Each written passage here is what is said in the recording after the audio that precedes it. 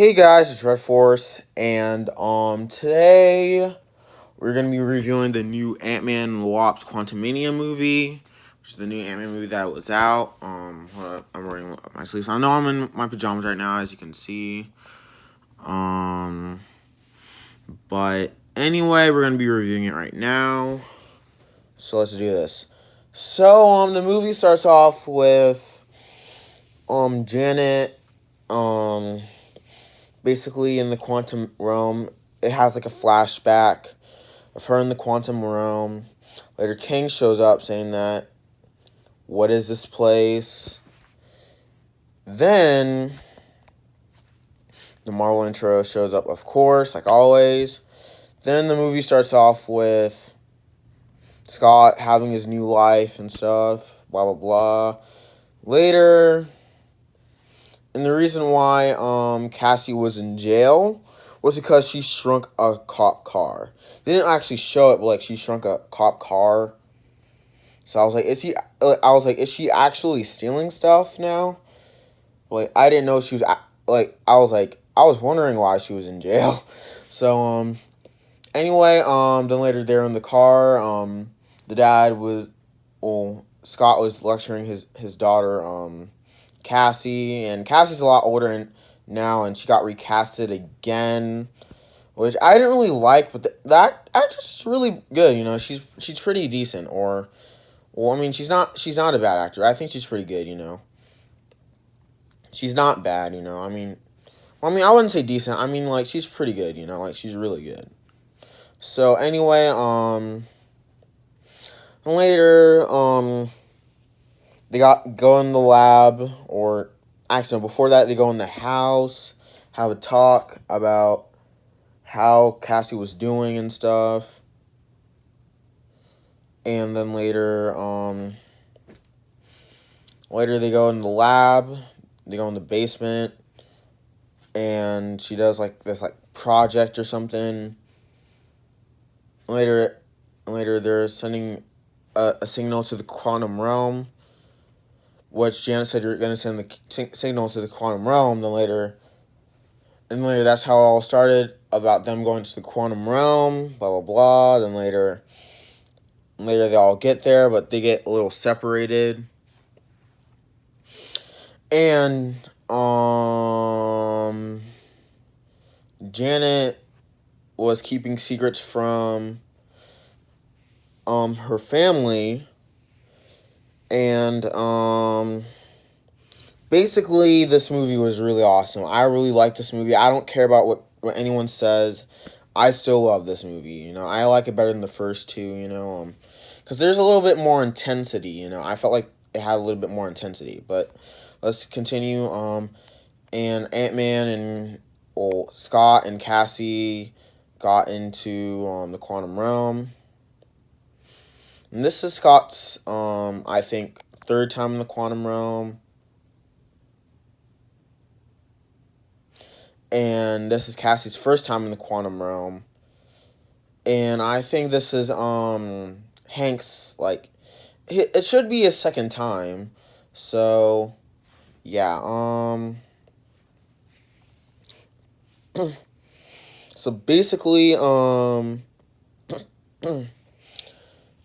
they found like one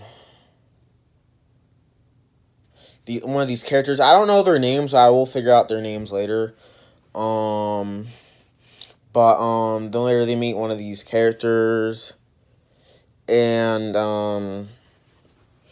then they take their daughter. They take Scott's daughter, Cassie. Then later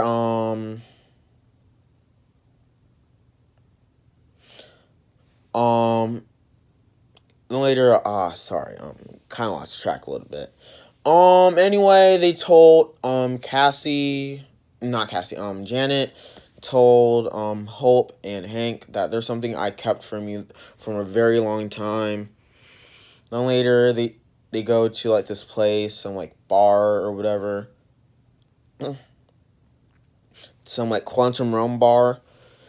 And Janet is like a criminal in that place, or whatever she is. and she's like a wanted criminal. And they're like, Janet, we never seen you in a while. Then later,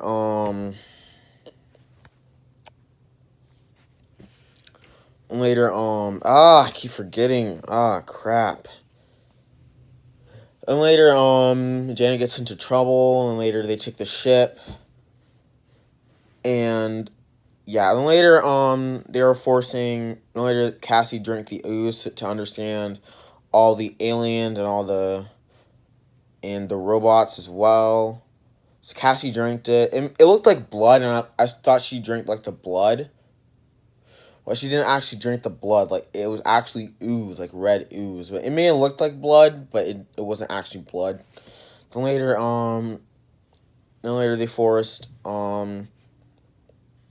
Scott to drink it. And later, like I said, it's not really blood. It's just a ooze. Anyway, then they could understand. So that way they can understand all the those people in the quantum realm. Then, Janet kept the secret from about Kang. I mean Kang. I said Kang. Kang. Kang. She was talking about Kang, saying that that they used to work together to build a ship to get both of each other out of the quantum realm. Then later she figured out that she read Kang's mind and figured out that Kang was actually killing people from so many universes. Like in the multiverse, he was killing people in the multiverse, wiping thousands of planets. I was like, whoa, he is crazy. Like, he was a really crazy villain, And I cannot wait to see more movies about him. Then, King comes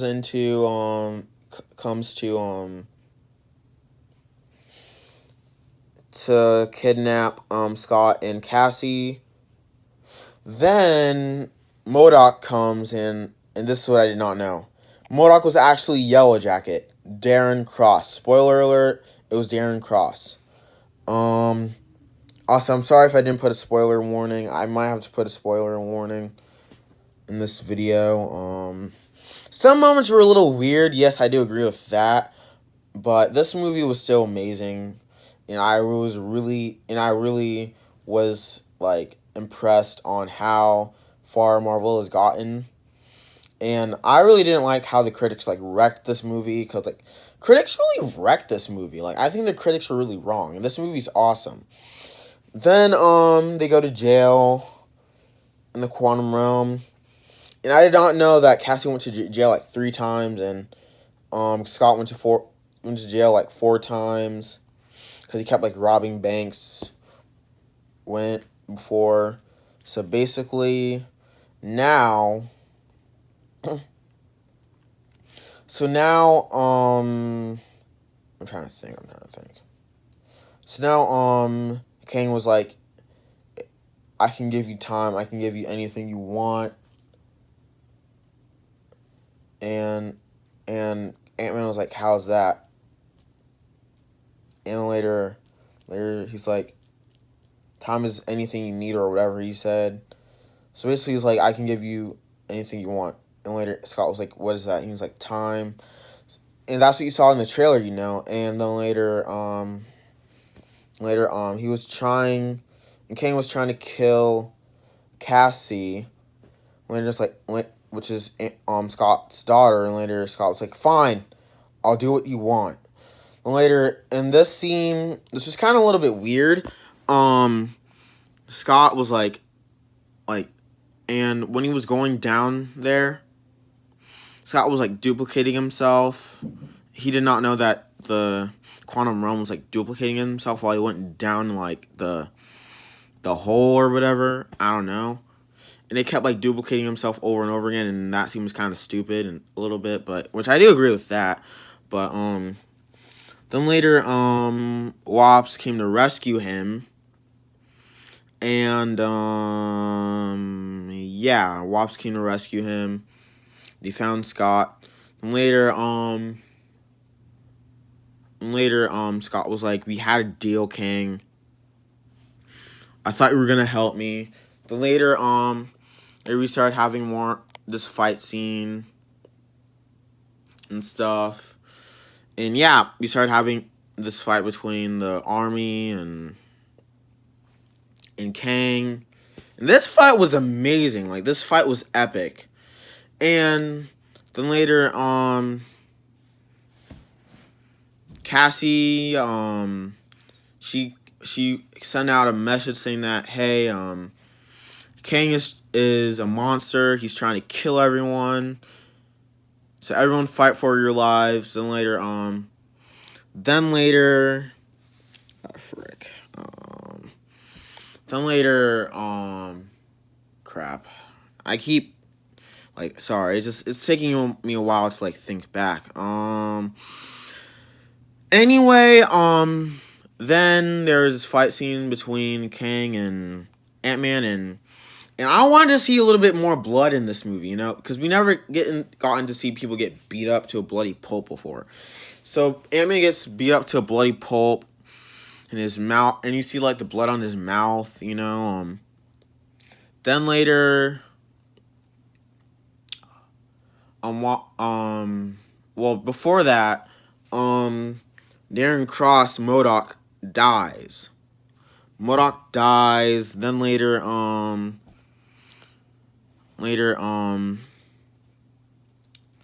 which that was the part in the movie, because Cassie told him that, hey, you want to stop being a jerk? Then, well, God, sorry if I'm, like, mixing things up a little bit. So basically, he was cursing at himself, but let's just say he was calling himself a jerk. So basically, MODOK was like, I'm a jerk. Then later Cass was like, hey, you want to be, then stop being a jerk and start helping people. And that's the first time I actually heard Cassie cuss, but I'm just gonna say jerk for now. So basically, he started helping people, and later MODOK dies. Later, Hank was like, Darren, is that you? And, like, everyone was shocked that was actually Darren Cross. That was MODOK. So basically, MODOK dies, and later, you have this fight. And let's go back to the fight. The fight scenes are really good. Like, they're pretty decent, you know? Like, they're pretty good. And I actually like the fight between Scott and Kang. That was a really good fight. Like, not gonna lie. Like he almost lost. Like, he could have died, but he didn't, you know, like. And everyone thought that Ant-Man was gonna die. And don't worry, Ant-Man does not die. He does not die in this movie. He does not die. So don't worry, guys. He's alive. He's gotten beaten up. That's it. Because he looked all beat up in the trailer, you know. So basically, Wasp came back to help him. Then later, they go back. Later, they send Kang to somewhere else. Then later, they came back to Earth. Then everything was back to normal for a little while. So this movie, sorry if I say this, but I give it a 10 still. A 9.5 or a 10. Give it a 9.5 or a 10. There were some things that they could have done a little better, but I still give it a 9.5 or a 10. That movie was still awesome. Like, I was still impressed, you know? I said suppressed. I was still impressed, you know? Like, I actually like this better than the first two. Because there's a little more violence in this one, and while the other ones had, like, a little less violence. So this one, I'd probably say, like, maybe 12, 13, because it is PG-13, so there's going to be a lot more violence, you know? So anyway, recommend this. Don't listen to critics. Do not listen to the critics. This movie is amazing still. There are some parts that are a little bit but still. This movie is still one of the best. It's still a great start to Phase 5, I think. So yeah, signing off, this is Direct Force 2-3, may the Force be with you, and I will do more movie reviews, and I am coming back to YouTube officially. Sorry if I'm, like, mixing up words right now.